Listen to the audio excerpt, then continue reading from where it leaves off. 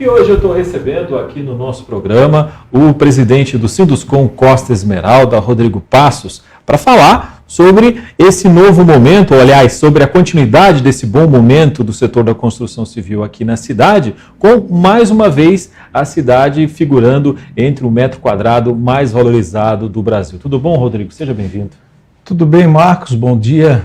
Muito bom estar novamente aqui com vocês e um bom dia a todos os ouvintes aqui da Visor Notícias. O Rodrigo, é surpresa para vocês a gente manter Itapema como a cidade mais valorizada, com o metro quadrado mais valorizado do Brasil?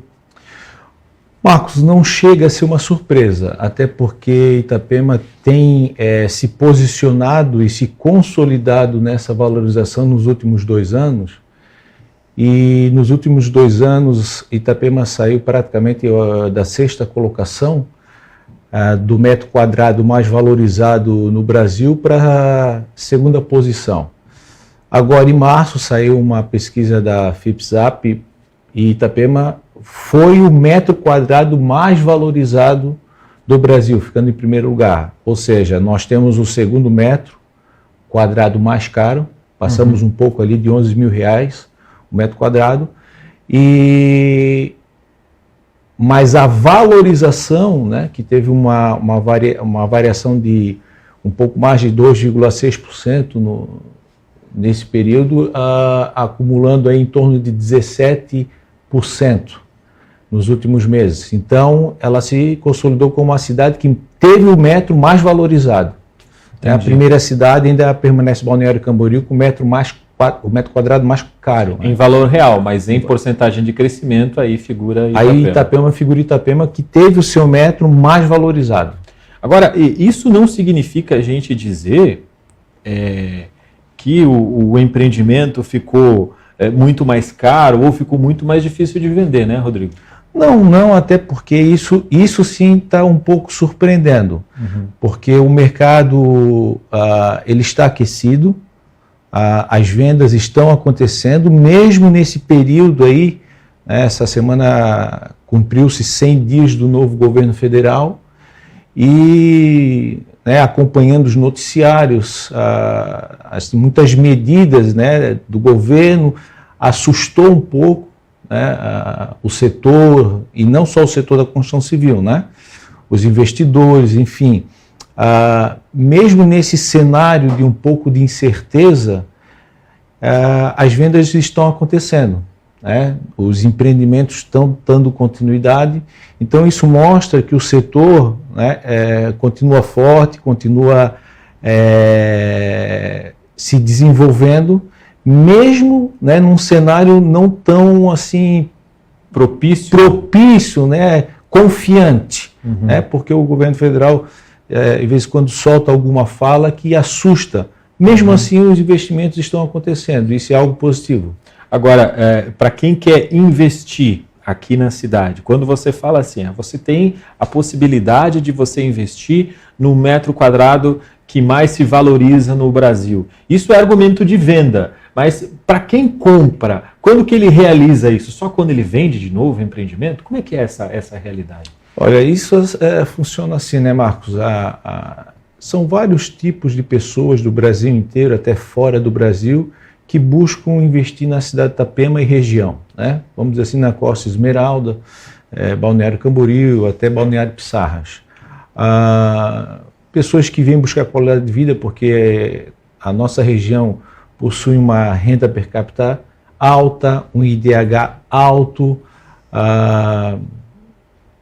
temos os cenários de belezas naturais. Então, a nossa região, por todos esses fatores, ela se valoriza e as pessoas tendem a buscar aqui porque tem um metro quadrado valorizado, porque tem o rendimento dos seus investimentos e o seu retorno do investimento. As pessoas querem vir morar aqui. Então, são uma série de fatores que contribuem para que as pessoas busquem aqui os investimentos.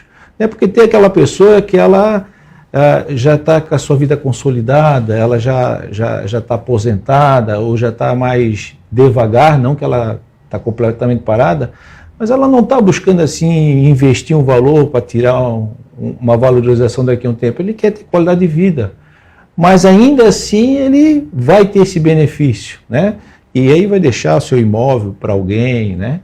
E as pessoas, né, a maioria dos investimentos são pessoas que buscam realmente a fazer o seu investimento para ter o seu retorno financeiro, né? Qual é que é esse perfil do comprador hoje? É a pessoa que realmente quer um imóvel na praia ou tem mais gente comprando para depois revender? Qual é que é o perfil desse?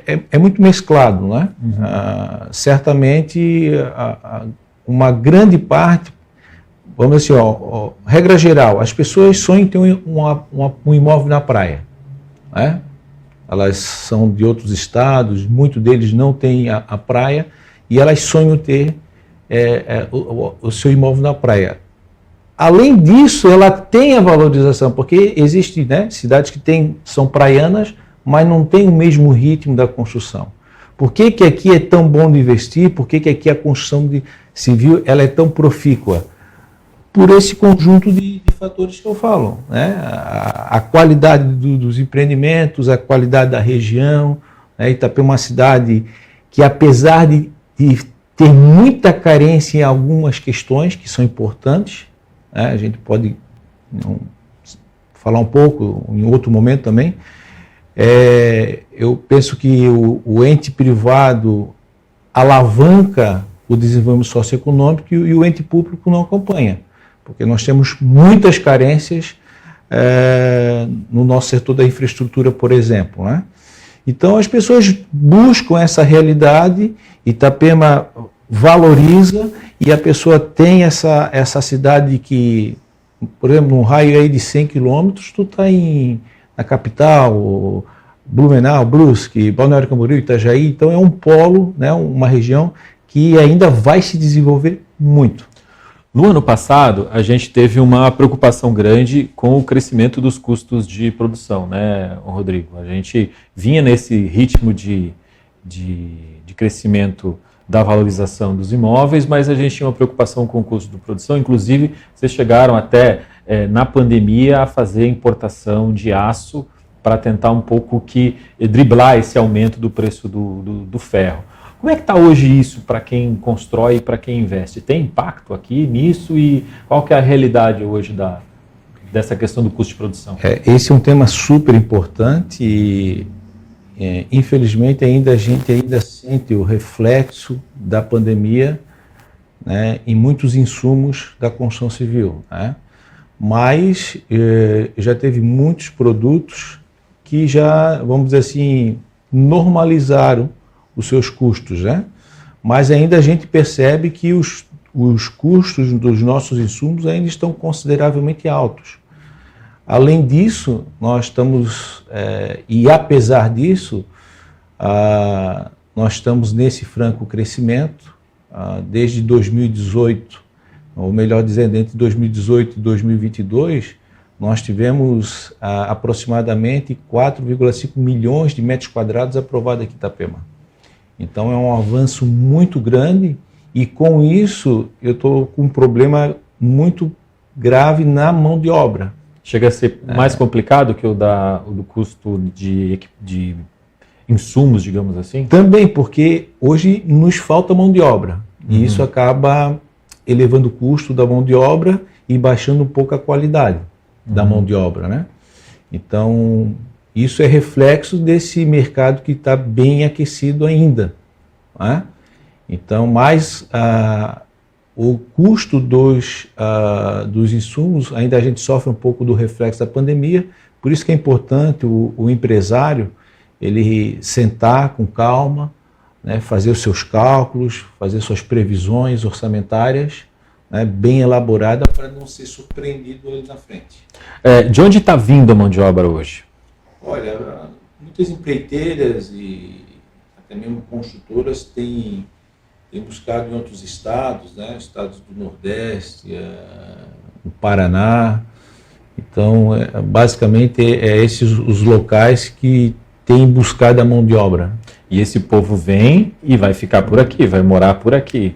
E aí entra na questão da infraestrutura que tu estava falando antes. Exatamente, né? E esse não é o grande problema, porque nós temos a oferta de trabalho, essas pessoas podem vir buscar aqui em Santa Catarina, que é um estado que tem despontado grandemente, nós temos números muito positivos, né? A Fiesc tem buscado levantar esses números de Santa Catarina e é muito positivo. A questão é mais realmente da infraestrutura como mobilidade urbana, que hoje é o nosso principal problema, né? A construção civil contribui muito para o ente público com as outorgas onerosas. Nós não temos o devido retorno. Isso é dinheiro, né? Para as pessoas, quando a gente fala outorga onerosa, é importante lembrar para as pessoas que isso é dinheiro no cofre público. E é um dinheiro grande, né, Rodrigo? Com certeza. A outorga onerosa é um dispositivo do Estatuto das Cidades, que é uma lei federal e que é amplamente legal, onde os municípios, as cidades, adotam no plano diretor para alavancar sua arrecadação. É como o Balneário fez há mais de 15 anos, né? A arrecadação de Balneário Camboriú hoje está em torno de 1 bilhão e 700 milhões. Então, ela tem muito dinheiro em caixa para fazer obras de infraestruturas. E esse recurso, ele, pela lei do Estatuto das Cidades, ele deve entrar numa conta específica para investir em infraestruturas, projetos sociais. Ele não pode entrar na conta corrente da prefeitura, por exemplo, para pagar folha de pagamento, ou não vai para o caixa único. Não vai para o caixa único, ou não deveria. Né? Hoje nós não temos essa informação. Até porque a gente não tem visto obras realmente que... Tu tem ideia do valor que o setor já repassou para a Prefeitura de Itapema? Não tenho ideia porque eu não tenho essa informação. Falta um pouco de transparência nessa Exatamente. Para você saber quanto que os empresários já pagaram. Exatamente. Né? Para ver o que entrou e o que já foi executado de obra. Né? Agora, tem um exemplo bacana que vem da cidade vizinha, que é de Porto Belo, né? Esse recurso da outorga onerosa lá está sendo executado com o envolvimento da Associação das Construtoras, inclusive numa espécie de parceria público-privada em que se contratam os projetos a partir das empresas, né? Você acha que isso poderia acontecer aqui também? Eu acho que sim. A cidade de Porto Belo mudou seu plano diretor há aproximadamente um pouco mais de 2 anos, e isso realocou a cidade de Porto Belo nesse cenário e está com muitos lançamentos, muitos empreendimentos, muitos empresários de Itapema estão investindo lá e também muitos de fora, muitos mesmo. Então, Porto Belo também, né, tem tido esse crescimento, e lá eles têm uma associação que é a CIP, e que está mais próxima lá do poder público, e lá no tempo do prefeito Emerson, né, o prefeito Emerson se aproximou e fizeram uma parceria público-privada para desenvolver os projetos através das outorgas. Então isso é muito bacana, porque na verdade o prefeito Emerson, e aqui eu tenho a chance de parabenizá-lo por essa iniciativa, ele compartilhou o protagonismo, né, do desenvolvimento da infraestrutura da cidade de Porto Belo com os empresários. Então, até recentemente, né, semana passada, eles fizeram lá um evento onde eles vão construir o mole da cidade de Porto Belo, né, e eles estavam aguardando uma licença ambiental, e eles já conseguiram, fizeram um evento, vão iniciar o projeto foi elaborado por essa associação, né, não foi pela prefeitura, foi pela associação que contratou o projeto, e agora eles têm, né, no plano deles o segundo momento, que é o engordamento da faixa de areia. Então, ao meu ver, é muito positivo essa comunicação, esse compartilhamento. Né? É algo que nós não temos aqui. Uma coisa que a gente estava até comentando hoje, né? Porque quando você olha para dentro do corpo técnico das prefeituras, e aí não é só Itapema, é praticamente todas as cidades, né? Você não enxerga uma equipe com o mesmo nível técnico que você tem dentro das construtoras hoje, quando você fala de infraestrutura. Até porque é difícil para a prefeitura pagar o salário que esses técnicos ganhariam na iniciativa privada. Então você tem, além da burocracia, né, você tem, além dessas questões que são pertinentes ao setor público, você tem também uma limitação de pessoal, né, uma dificuldade nesse sentido. Então, quando você passa essa bola, né, para a iniciativa privada dar o passo, fica muito mais rápido, prático, e a certeza de que tu não vai ter problema técnico em cima disso, né? Porque já é as pessoas que sabem fazer vão executar de uma forma mais fácil, né? Perfeito, Marcos. A gente sabe que o Estado, né, o ente público, ele deve estar focado na educação, na segurança pública, na saúde, né, no cuidado do bem-estar das pessoas. A gente sabe que o Estado nunca foi um bom administrador de empresas, de gerência de projetos, né? Então, a gente tem muitos exemplos de... Nem para fazer manutenção patrimonial, né? Vide a situação da ponte aqui. Exatamente, né? Então, porque o Estado, ele também tem as suas dificuldades, ele tem a sua própria burocracia, né? Então, essas parcerias público-privadas são importantes porque a iniciativa privada ela pode contribuir muito mais com essa perspectiva de crescimento e desenvolvimento socioeconômico. E um detalhe importante, né, que tu bem falou no começo, que a gente tem esse desafio da mobilidade na infraestrutura aqui, né? E o nosso grande desafio é como que eu passo da meia praia para o outro lado da BR-101, né? E aí eu acho que a iniciativa privada, a partir do momento que ela começa a cobrar os governos, ela tem até mais força hoje que esses políticos das cidades lindeiras da BR-101, né? Olha, quando tu fala isso, me vem à cabeça automaticamente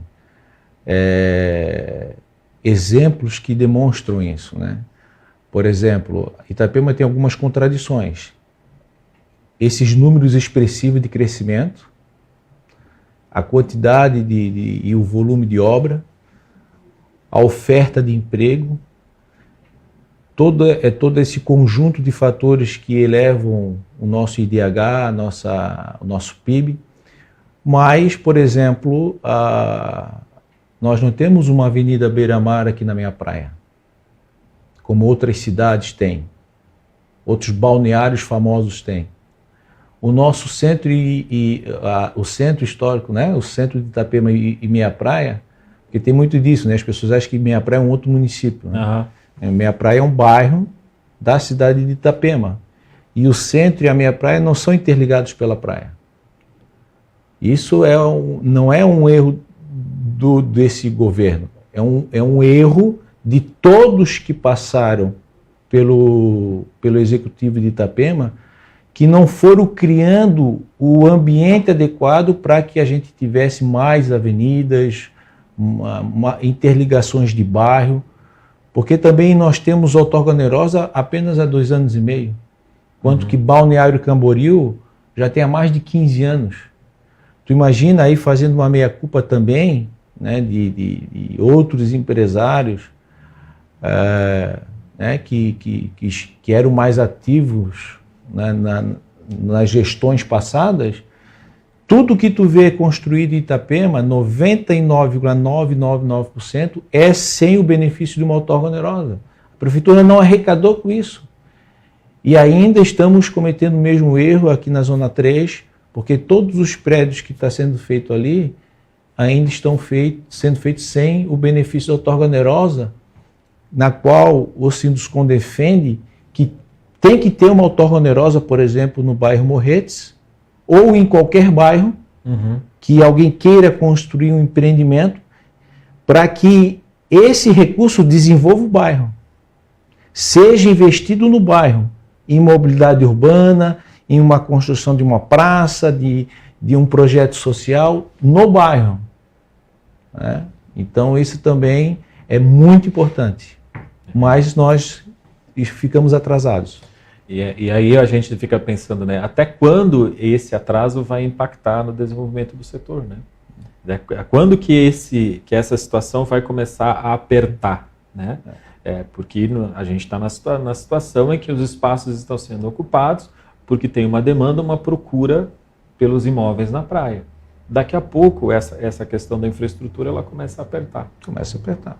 E aí tem um impacto. Vai gerando um adensamento e imagina estacionamento, carros. Para tu ter uma ideia, Marcos, existe pelo menos mais de 25 mil unidades habitacionais a serem construídas no bairro Morretes. Isso tudo, tu botando por baixo famílias aí de 3 a 4 pessoas, cada família geralmente tem 2 carros, então tudo isso é uma grande preocupação. Né? E aí as coisas demoram muito para acontecer. Você vê que apesar de todo esse cenário de vulnerabilidade, Itapema apresenta todo esse contexto de números positivos. Eu fico a imaginar que se anos atrás a gente já tivesse um plano diretor com uma outorga onerosa, por exemplo, para alavancar a questão da infraestrutura, aí ninguém seguraria Itapema, seríamos muito mais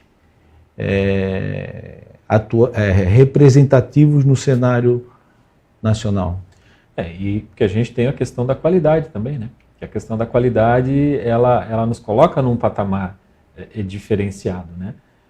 E só que a gente precisa que o resto acompanhe. Exatamente, é como eu disse, né? A qualidade dos empreendimentos é altíssima.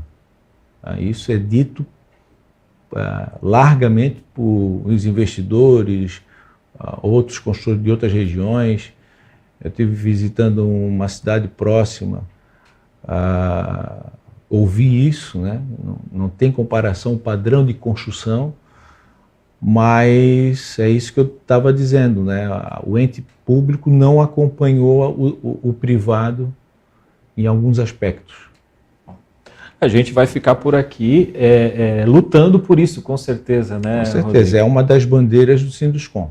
Tá certo. Obrigado mais uma vez por vir aqui conversar com a gente, trazer, comentar essa questão da valorização do metro quadrado, né? E a gente permanece à disposição aí do Sinduscom e do setor.